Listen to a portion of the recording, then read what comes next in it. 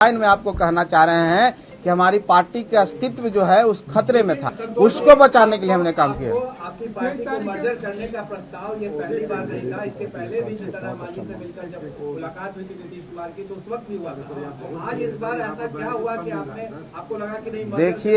देखिए हम एक चीज आपको बता देना चाहते हैं कि इस जंगल में बहुत तरह के लोग रहते हैं, शेर भी रहते हैं, छोटे जानवर भी रहते हैं, उनको पकड़ने की कोशिश किया जाता है, सब बच जाता है, हिरन भी बच के निकल जाता है। हम लोग बच रहे थे आज तक, आज ऐसा लगा कि नहीं बच पाएंगे इसलिए अलग हो गया। एनडीए में जाने की तैयारी है? अरे एनडीए में जाने की तैयारी है? 23 तारीख की जो बैठक होगी, अरे जब हम आप सबको पता है कि हम लोग को बुलाया ही नहीं गया, हम लोग का पार्टी का अस्तित्व को कोई रिकॉग्नाइज ही नहीं कर रहा था, कहाँ से बैठक में बुलाया जाएगा? जाने की तैयारी क्या हो? देखिए वो आपका विषय है, आप क्या सोचते हैं। अभी हम लोग ने ऐसी कोई हमारी बातचीत किसी से नहीं हो रही है, हम कहाँ जाएंगे नहीं जाएंगे। हम इंडिपेंडेंट पार्टी, हम अपना अस्तित्व बचाने के लिए सोचेंगे। हम तो अभी ऐसा नहीं सोच रहे, हम महागठबंधन में आज भी रहना चाहते हैं। लेकिन संतोष जी, नीतीश जी से आपकी बात हुई इस्तीफा के पहले? जी निश्चित तौर पर इस्तीफा देने से पहले नीतीश जी? हाँ, नीतीश जी से हमारे सारे माननीय विधायकों की भी बात हुई है। उससे पहले हमारी पर्सनल मीटिंग भी हुई है, उसके बाद भी हम लोग मिलते रहे हैं और माननीय विजय चौधरी जी से भी मुलाकात होती रही है। कई एक राउंड की बात हुई है, एक दिन की बात नहीं है। हमने बोला ना कि हम अपना अस्तित्व बचाने के लिए हम जंगल से निकल गए, शेर से बच गए। लंबे समय से आपका इस्तीफा स्वीकार हो जाता है तो उसका मतलब तो यही हुआ कि आप महागठबंधन से बाहर हो गए।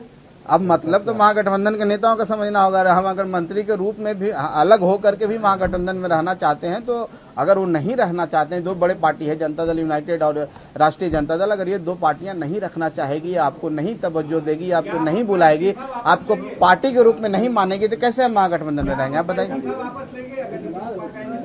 देखिए हमको तो ऐसी बात नहीं लगती है, इसका कोई सवाल ही पैदा नहीं होता, क्योंकि एक दिन का ये बात नहीं है। हम बहुत सोच समझ के, हमने बहुत निर्णय लेके अपने पार्टी के कोर वर्कर से बात करके, सभी सम्मानित सदस्यों माननीय विधायकों से बात करके डिसीजन लिया है। कोई एक दिन का ऐसा बचपना डिसीजन नहीं कि एक दिन गया और रिजाइन करके चला है। तो सोची समझी बात है और इस पर कोई माने हम नहीं समझते हैं कि कोई वापस लेने की बात।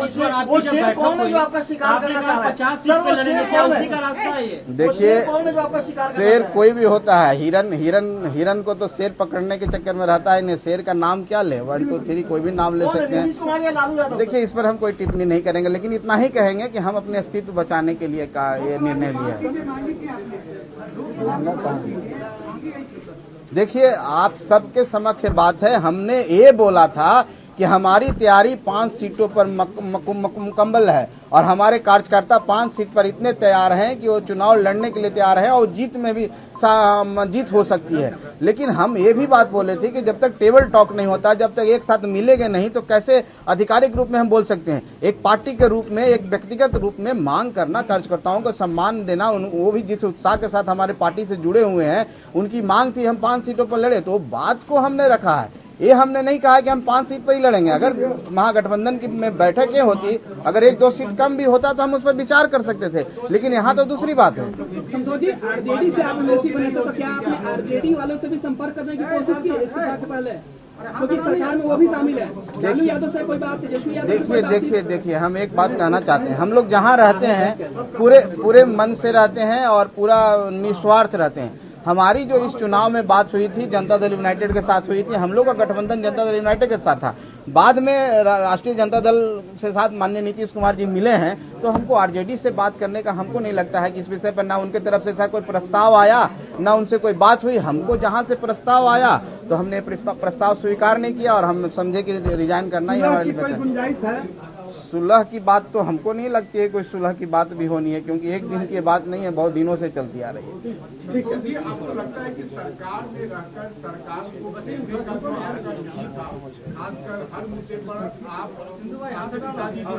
वो सरकार की आलोचना करते थे, राज्यपाल से मिलते थे, केंद्रीय गृह मंत्री अमित शाह से मिलते थे, वो आपको लगता है कि अच्छा एक चीज आप एक बात आप बताइए कि राज्यपाल से मिलना कोई गुनाह है क्या?